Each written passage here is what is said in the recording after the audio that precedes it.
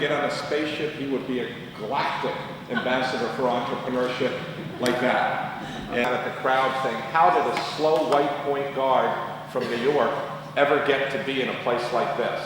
I don't really know for sure, but my guess is I went out and became an entrepreneur and I pursued my passion. I wasn't good enough to be a professional basketball player, unlike Ricky Rubio or Paul Gasol or Mark. I became an entrepreneur. I worked at IBM for 11 years, and then I started a company, and people said, what's wrong with you? When are you going to get a real job again? You know, entrepreneurship is kind of like something's wrong with you. And to have a PhD, you'll be an entrepreneur. Actually, if you're a PhD, you're less likely to be an entrepreneur, in fact. So all these myths that are out there about entrepreneurship, we have to revisit because they're not true. You have to be young to be an entrepreneur. An entrepreneur is a mercurial individual. Neither of these are backed up by data. In fact, the data is quite the opposite. It's teams that make great entrepreneurship. All that pirate mentality, creative irreverence. Creative irreverence. And it was interesting when the Guardian referred to MIT, you know, why it became the number. There's a place where you start, and there's a place where you end. So we don't just say it's magic. No, there's a process you go through, there's a framework you go through, and it's an iterative framework. And if you're an entrepreneur before, you have done many of these steps.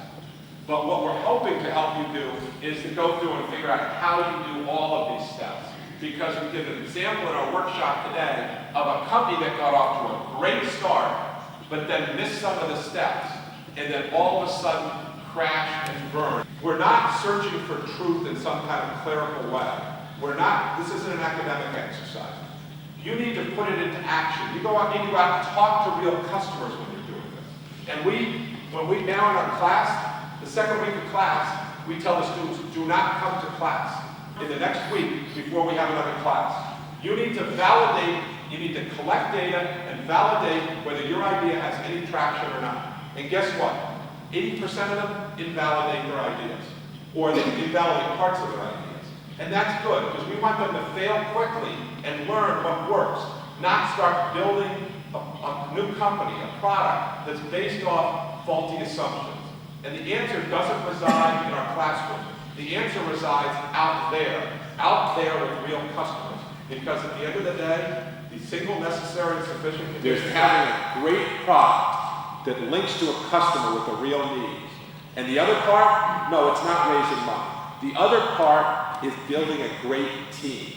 And that's the other thing.